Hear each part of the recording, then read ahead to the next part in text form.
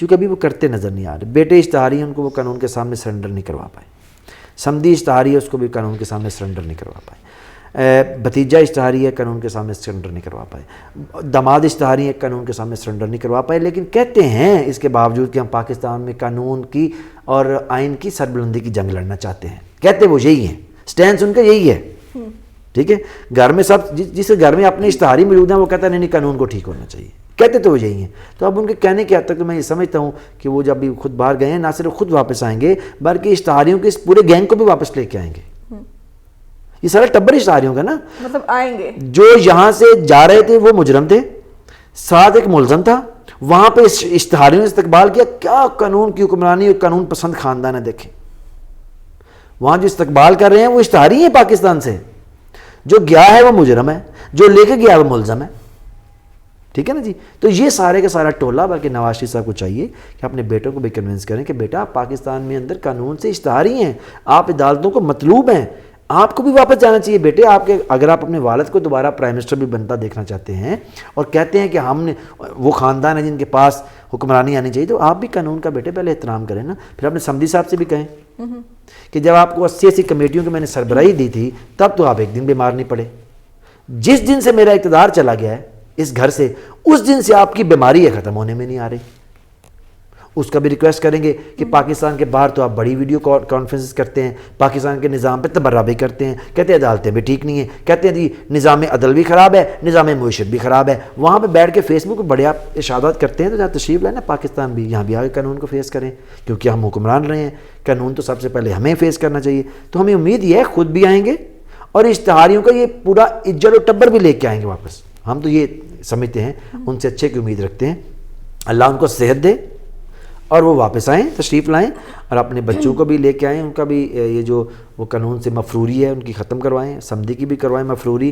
اگر یہ لوگ پاکستان سے پیسہ لوٹتے وقت تو پاکستان میں رہتے ہیں، جب اقتدار ہوتا ہے تو پاکستان میں رہتے ہیں. تو اقتدار کے بعد یہ کوئی پولو گراؤنڈ تو نہیں پاکستان کے آئے، میچ کھیلا پولو کا اور وہ پھر اس کے بعد اپنے گھروں کو چلے گئے جہاں سے بلانگ کرتے ہیں. تو یہاں آئیں، خود بھی آئیں گے، ہمیں یقین ہے کہ آئیں گے. عدالت کے اندر کہہ کے گئے ہیں. اور اپنے بھائی کو بھی ابھی جو شہباز شریف ہے ان کو بھی لے کے آئیں گے، ان کو بھی بڑے کیسز ہیں. اور اپنے داماد عمران کو بھی لے کے آئیں گے، علی عمران کو، اس کے بھی بڑے کیسز ہیں، اشتہاری ہے وہ. اور ہم سلمان شہباز کو لے کے آئیں گے، وہ بھی اشتہاری ہے.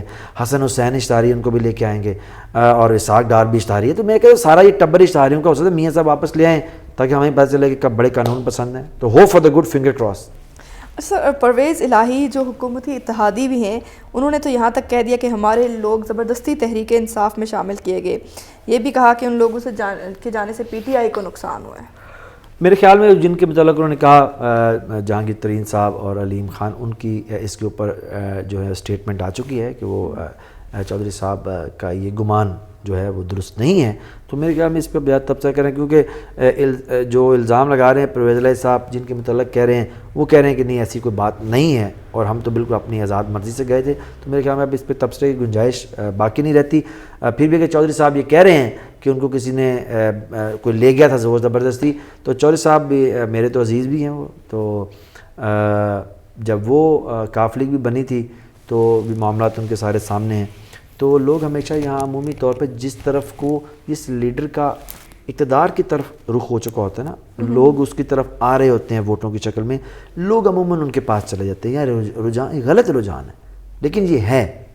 تو جب لوگ دیکھ رہے تھے 2011 کو جب ہمارا جلسہ ہوا 30 اکتوبر کا مینار پاکستان کا، تو وہ دیکھ رہے تھے کہ لوگوں کا یعنی ووٹ کی پرچی کا جو رخ ہے اب وہ عمران خان کی طرف ہے. تو وہ اس کو دیکھ کے بہت سے لوگ آئے.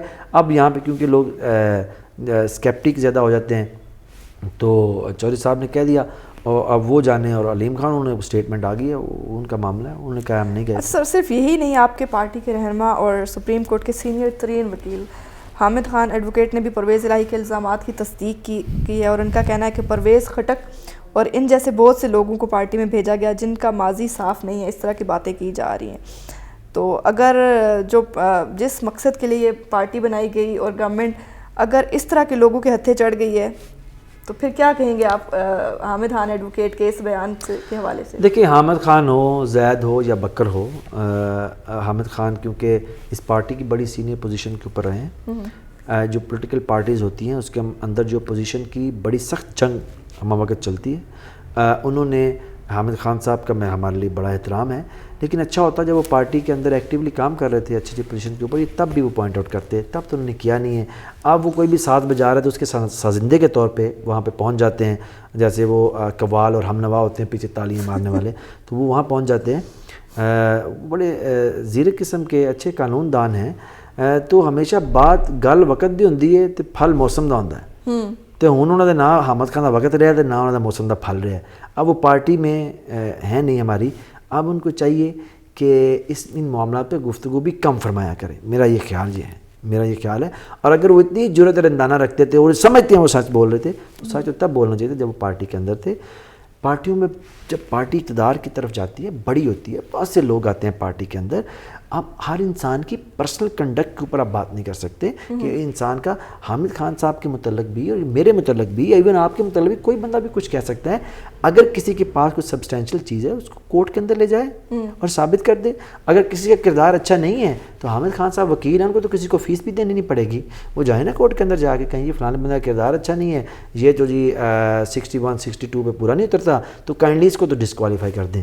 یہ وہ کرتے نہیں ہیں، لیکن وہ ہر اس ساز کے پیچھے سازندے کے طور پہ بیٹھنا پسند کرتے ہیں جو عمران خان پہ تبرہ کرے۔ اب مسئلہ یہ ہے کہ وہ کیونکہ پارٹی میں اپنی پوزیشن ذرا اس طرح سے مستحکم نہیں رکھ پائے ہیں، یہ سیاست ہوتی ہے، اس کے اندر پوزیشن بھاگ دوڑ کرنا پڑتی ہے، تھوڑی پیرانہ سالی بھی ان کے ساتھ ہے، لیکن میری ہمدردی بھی ان کے ساتھ ہے۔ میرا خیال ہے وہ کوشش کر رہے ہیں جاوید ہاشمی ٹائپ کو چیز بننے کی، لیکن جاوید ہاشمی کو پاکستان کی پالیٹکس میں کوئی اچھا کردار نہیں ہے جس کو فالو کیا جائے۔ وہ جس جماعت کے ساتھ ہوتے ہیں اس کے ساتھ تو باقیوں پہ الزام لگاتے ہیں، پھر جب وہ نون لیگ میں تھے تو ادھر عمران خان کی طرف توپیں تھیں، پھر ہمارے پاس آئے تو ساری آرٹلری انہوں نے نواز شریف کی طرف کی ہوئی تھی، اب پھر وہ نواز شریف کے پاس گئے ہیں تو عمران خان کے کیمپ پہ فائر کر رہے ہیں۔ انسان بڑا وہ جو ہوتا ہے جو اپنے عمل سے بڑا ہو۔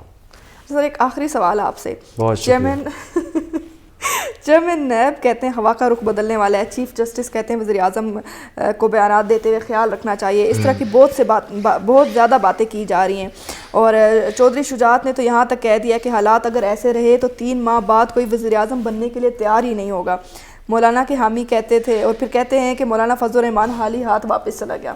اس طرح کی باتیں کی جا رہی ہیں، اس پہ کیا کہیں گے آپ؟ دیکھیے جو باتیں تو آپ ہزارہ کی جاتی ہیں پاکستان کے اندر، پالیٹکس ہے، پالیٹکس میں آپ کسی کو روک نہیں سکتے۔ نیب کے چیئرمین کا جو اشارہ ہے نا جی کہ وہ کہتے ہیں کہ کیا انہوں نے کہا کہ ہوا کا رخ، تو ہوا کا رخ اس لیے کہہ رہے ہیں بدلنے والا ہے کہ جو 4 5 10 چور بڑے بڑے باہر رہ گئے ہیں نا، جو سمجھتے ہیں کہ ہماری طرف تو یہ ہوا نہیں پھرے گی، تو وہ ان کو کہہ رہے ہیں کہ ہوا کا رخ بدلنے والا ہے۔ آپ یہ مت سمجھیں کہ جو ملک کے اندر ایک فضا بننی ہے کہ شاید کوئی کمپرومائز قسم کی چیز ہے اور نواز شریف باہر چلا گیا، زرداری کو باہر چلا جائے گا یا مریم کی ضمانت ہوگی، تو آپ یہ نہ مت سمجھیں کہ کوئی راوی چین لکھ رہا ہے۔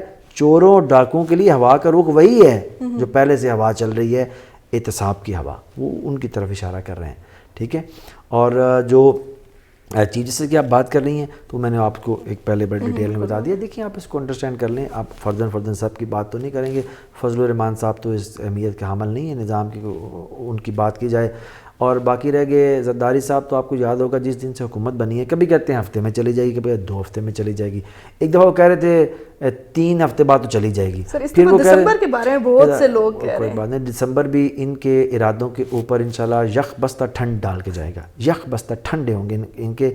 دیکھیے خواہشات سے دنیا نہیں چلتی، عمل سے چلتی ہے۔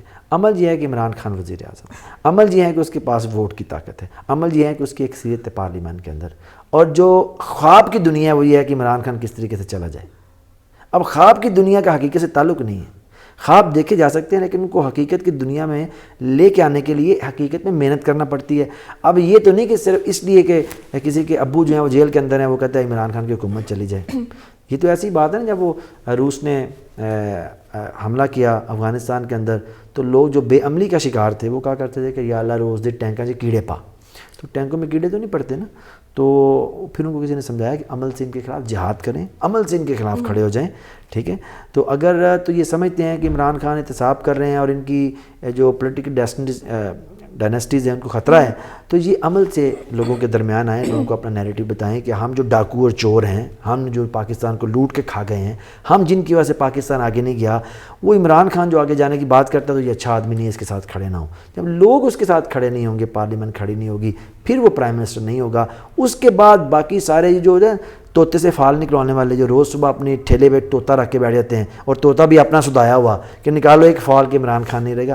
اس طرح سے تو وہی حساب ہے کہ وہ کبوتر ہیں ان کے سامنے حقیقت کی بلی کھڑی ہوئی ہے, آنکھیں بند کر کے سمجھ رہے ہیں کہ آگے کوئی نہیں کھڑا ہوا. اقتدار اس کو ملے گا جس کے ساتھ عوام ہوگی پاکستان کی, اقتدار اس کے پاس ہوگا جس کے پاس پارلیمان میں اکثریت ہوگی, اور وہ فی الحال عمران خان کے پاس ہے. اگلے 5 سال کا مینڈیٹ بھی اس کے پاس ہے. جنہوں نے کوشش کرنی تھی وہ سینٹ میں کر کے دیکھ لی ہے. باقی افواہ کی فیکٹریاں بند نہیں ہو سکتی ہیں, اور سازشی تھیری کے چھابڑے بھی بند نہیں ہو سکتے ہیں. انشاءاللہ تعالیٰ اسی کے درمیان میں سے آپ دیکھیں گے عمران خان 5 سال پورے کریں گے, اور ان کے لیے بہت ہی بری خبر یہ ہے کہ اگلے 5 سال بھی وہی ہوں گے. اچھا سر, عمران خان خود کیونکہ مڈ ٹرم الیکشنز کی بات کرتے رہیں, تو ابھی بھی لوگ یہ بھی باتیں کریں کہ ہو سکتا ہے مڈ ٹرم الیکشنز ہو جائیں, اس طرح کے کوئی چانسز ہیں؟ دیکھیے مجھے تو ابھی کوئی mid term election, Imran Khan خود اس کے فیور میں رہے ہیں, کوئی short term mid term election ہوتا ہوا نظر نہیں آ رہا ہے. ویسے میں آپ کو بتاؤں کہ یہ جو تھوڑے عرصے کے بعد انشاءاللہ تعالیٰ جب اکانومی کے اندر جان پڑ جائے گی, ہم کیا کریں گے, الیکشن کروائیں, یہ بھاگا کریں گے. یہ صرف آپ ایک سال آپ میری آج سے بات, 1 سال اسی طرح سے اکانومی جو ہے معاشی صورتحال اور معیشت کے اندر جو ہے وہ کام ہوتا رہے گا عمران خان کی ٹیم کا. پھر ہم ان سے کہیں گے آؤ مڈ ٹرم کراؤ, پھر یہ بھاگتے پھریں کہیں گے نہیں ہم سے تو مڈ ٹرم, ہم 5 سال پورے کریں کہ شاید کوئی ایسا موضوع ہو جائے کہ ہمیں ووٹ مل جائیں. عمران خان نے کے پی کے اندر ڈیلیور کر کے دکھایا ہوا ہے, وہ کر سکنے کی صلاحیت رکھتا ہے, وہ آؤٹ آف دا جو بلو ہے چیزیں وہ کر سکتا ہے, وہ ہمت رکھتا ہے لڑنے کی اور کھڑا ہونے کی اور چیزوں کو بدل دینے کی. اس کا ریکارڈ یہ ہے, اس کو کہا گیا کہ تم اچھے کھلاڑی نہیں بن سکتے, وہ اچھا آل راؤنڈر بن گیا.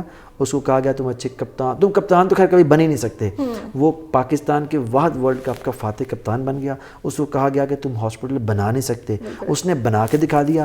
پھر چھابڑی فروشوں نے کہا کہ تم چلا نہیں سکتے, پھر اللہ نے اس کا ہاسپٹل چلا کے دکھا دیا. پھر کہا کہ نمل جیسے یونیورسٹی بن نہیں سکتی, بن بھی گئی, چل بھی گئی, لوگوں کی خدمت بھی ہو رہی ہے. وہ ہارنا نہیں جانتا, اور لوگوں نے کہا کہ پاکستان کے سیاسی اشرافیہ کو ایک ہی جست میں ہرا کے یہ بندہ کبھی پرائم منسٹر نہیں بن سکتا.